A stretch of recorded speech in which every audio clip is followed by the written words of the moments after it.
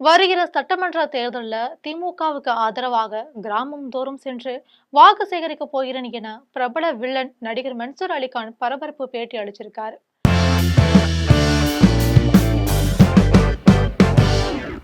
கடந்த 1991ஆம் ஆண்டு இயக்குனர் R.K. செல்வமணி இயக்கிய கேப்டன் பிரபாகரன் படத்துல வில்லனாக நடித்ததன் மூலம் ஒட்டுமொத்தம் தமிழக ரசிகர்களையுமே கவர்ந்தவர் தான் மன்சூர் அலிகான்.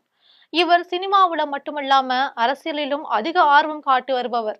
அந்த வகையில ஆரம்ப காலத்துல பாட்டாளி மக்கள் கட்சியை ஆதரிச்சாரு. இதன் பின்னர் புதிய தமிழகம் கட்சி சார்பில் பெரிய குளத்துல போட்டியிட்டு 1,00,000 வாக்குகளை பெற்று 3வது இடத்தை பிடித்தார். இதையடுத்து நாம் தமிழர் கட்சியில இணைஞ்சு திண்டுக்கல் நாடாளுமன்ற தொகுதியில போட்டியிட்டு தோல்வி அடைஞ்சாரு. கடந்த 2024ஆம் ஆண்டு பிப்ரவரி மாதம் இந்திய ஜனநாயக புலிகள் என்ற புதிய அரசியல் கட்சியை தொடங்கி தேர்தல் ஆணையத்துல பதிவு செஞ்சார். மன்சூர் அலிகான் எதையும் மனம் திறந்து பேசக்கூடியவர். இதனாலேயே ஏராளமான சர்ச்சைகள் ஏற்பட்டு இருக்கு. கடைசியா காங்கிரஸ் கட்சியில சேரப்போவதாகவும் அறிவிச்சிருந்தாரு. பின்னர் அதிலிருந்து வாபஸும் பெற்றுட்டாரு. தற்போது வருகிற சட்டமன்ற தேர்தலில் திமுக தான் வெற்றி பெறும்னு நான் திமுகவுக்காக கிராமம் தோறும் சென்று பிரச்சாரம் செய்ய போகிறேன்னு அறிவிச்சிருந்தாரு. இது பற்றி அவர் பேட்டியில என்ன தெரிவிச்சாருங்கிறத பார்க்கலாம். நான் ஒரு நடிகன், ஏதோ இன்றைக்கு நான் போராடல. கடந்த 1998ஆம் ஆண்டு 600 ஏக்கர்ல ஆளுநர் மாளிகை எதற்காக இருக்கு? அங்கு நீச்சல் குளம் மற்றும் மல்யுத்த வீரர்களுக்கு மைதானங்கள் கட்ட வேண்டும்னு போராடி இருக்கேன். இதன் காரணமாக சுமார் 35 நாட்கள் சிறையில இருந்திருக்கேன். நான் பல கட்சிகள்ல இருந்திருக்கேன். ஆனால் யாரையாவது ஏமாற்றி விட்டேன் என்று என் மீது எந்த புகாருமே கிடையாது. மனதுல பட்டதை நான் பேசுவேன். நடிக்க வாய்ப்பு கொடுத்தால் கொடுங்கள், இல்லை என்றாலும் கவலை இல்லை. பாரதிய ஜனதா கட்சியை ஆதரிக்கும் கூட்டணியில் உள்ள அனைத்து கட்சிகளுமே பாசிச சக்திகள் தான். நம் நாட்டை நாசமாக்கும் SIR தடுக்கப்பட வேண்டும்.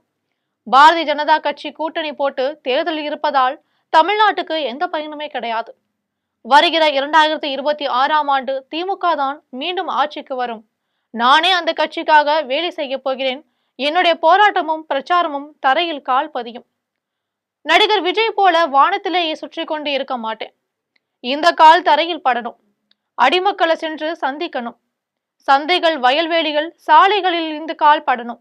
வானத்தில் உலாத்தி கொண்டு வான தூதர்களாக இருக்கக்கூடாது.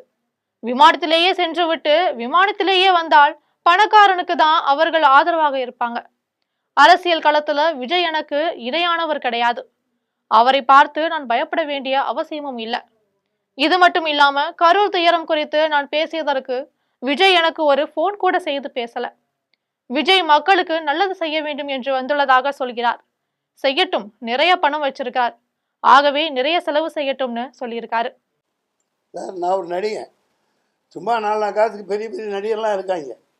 நான் இந்த மாதிரி இவர் வந்தார். அப்போது அதான் யார் இந்த பிரேமர் வந்தார். பாரதி ராஜா, சீமானெலாம் கருப்பு கொடி காமிச்சாங்க. அவங்கள அரெஸ்ட் பண்ண போயிடலன்னு நீங்கள் பாரு என்ன பண்ணு, இந்த வேலை வச்சுக்காதன்னு அரெஸ்ட் பண்ணி ஜெயிலுக்கு உண்டு கைதியாக போனேன். கைதியில் நடிக்க வேண்டியவன். எத்தனையோ வாய்ப்புகளை இழந்திருக்கேன். கவர்னர் மாளிகை முன்னாடி 98லேயே போராட்டம் பண்ணி இந்த மாதிரி 600 ஏக்கர் பூமி எதுக்கு, ஆஸ்கர் ஒலிம்பிக்கில் ஒரு தகரம் கூட வாங்க முடியாததுனால 600 ஏக்கர் எதுக்கு இருக்குது, ஸ்விம்மிங் பூல் கட்டு, கிரிக்கெட் இது கட்டு, மல்யுத்த வீரர்களுக்கு ஸ்டேடியம் கட்டு, 6000 மான்கள் எதற்குன்னு போராடி போய் 35 பேரோட 35 நாள் ஜெயிலில் இருந்தேன். பல இதுக்கு போராடி இருக்கிறேன். 1 2ன்னு இல்லை, தரையில் இறங்கி போராட்டம் பண்ணியிருக்கேன். உணர்வை நான் யார் பல கட்சியில் இருந்தனே தவிர என் மேலே யாருக்காவது ஏமாத்தினேன், யாரையாவது திட்டனேன்னு இது வரைக்கும் எனக்கு எந்த இதுவும் கிடையாது. தோணுது சொல்கிறேன். நடிக்கிற வாய்ப்பு கொடுத்தா கொடுங்க, கொடுக்காட்டி மேலே போச்சு. எனக்கு அதை பற்றிலாம் கவலை இல்லை. எனக்கு நாடு நாசமாக போகுது. அதை தடுக்கத்தான் SIR தடுக்க பண்ணோம். Has to be stop.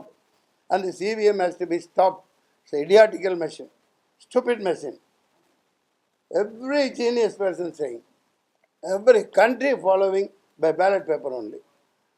எந்த கட்சியாக இருந்தாலும் சரி, பிஜேபி ஆதரிக்கிற கூட்டணியில் இருக்கிற அனைத்தும் பாசிச சக்திகள் தமிழ்நாட்டுக்கு உதவாது.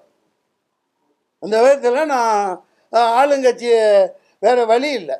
DMK தான் மறுபடியும் வரும், ஆணித்தரமாக வரும். நானே விழுந்து வேலை செஞ்சாலும் செய்வேன். இத்தனை காலம் எதிர்த்தவன். இப்போ வேறு எனக்கு வழி இல்லை. எங்கேயும் செய்வேன். இதுவே என் பிரச்சாரம் தான். எங்கேயும் செய்வேன். நான் என்னோட போராட்டம் என்னோட பிரச்சாரம் கால் பதியும். விஜய் மாதிரி வானத்திலேயே சுற்றிக்கிட்டெல்லாம் இருக்க முடியாது. ஒரு தம்பியை ஆதரிச்சேன் அன்னைக்கு. இப்போ பார்த்தா அவர் அது என்ன எங்கே செய்வீன்னு கேட்டீங்கல்ல, இங்கே பார் இந்த கால் இருக்குல்ல, இந்த கால் தடம் கீழே பதியணும். தெருவில் அடிமட்ட தொண்டர்கள் அடிமட்ட இடத்துல மார்க்கெட்டில் வயலில் அங்கே போய் சந்திக்கணும் மக்களை. வானத்திலேயே உலாத்திக்கிட்டு வான தூதர்களாக இருந்துக்கிட்டு ஹெலிகாப்டரில் போய் இறங்கி ஹெலிகாப்டரில் வர்றவன் பணக்காரனுக்கு தான் சொம்படிப்பான், பணக்காரனுக்கு தான் பல்லாக்கு தூக்குவான். சினிமாவுல வில்லன் நடிகராக நடித்தாலும் மன்சூர் அலிகானை பார்ப்பதற்கு தனிப்பட்ட ரசிகர்கள் கூட்டம் திரளும் என்பது முக்கிய செய்தியா இருக்கு. முன்னதாக ஜனநாயக புலிகள் கட்சியின் சார்பில் வேலூர் தொகுதியில போட்டியிட ஏற்பாடுகள் செஞ்சாரு. அந்த கட்சிக்கு தேர்தல் கமிஷன் அங்கீகாரம் தராததால சுயேட்சையா போட்டியிட்டார். அவருக்கு தேர்தல் கமிஷன் பலாப்பழ சின்னம் தந்தது. வேலூர் தொகுதி முழுவதும் கடுமையான பிரச்சாரம் செய்த அவர் இறுதி நாளில நெஞ்சுவலி மயக்கம் ஏற்பட்டு மருத்துவமனையில அனுமதிக்கப்பட்டார். பிறகு குணமடைந்து வீடும் திரும்பினார்.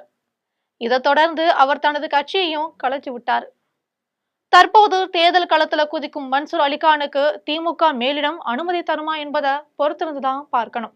இதற்கிடையே திமுக அனுதாபியான நகைச்சுவை நடிகர் வடிவேலு இந்த தேர்தலில் யாருக்கும் பிரச்சாரம் செய்ய மாட்டார்னு தெரியுது.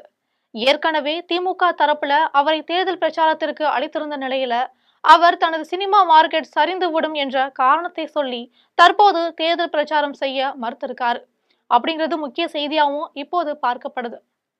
இதே போல நடிகர் விஜயுடன் வடிவேலு ஏராளமான படங்கள்ல நடித்தவர். அந்த வகையில தமிழக வெற்றி கழக தேர்தல் பிரச்சாரத்திற்கும் வடிவேலுக்கு அழைப்பு விடுக்கப்பட்டுச்சு. அங்குமே இதே காரணத்தை சொல்லி மறுத்திருக்கிறாரு. இது போன்ற சூடான அரசியல் செய்திகளுக்கு ஜெம் தொலைக்காட்சியுடன் எப்போதும் இணைப்பில் இருங்கள்.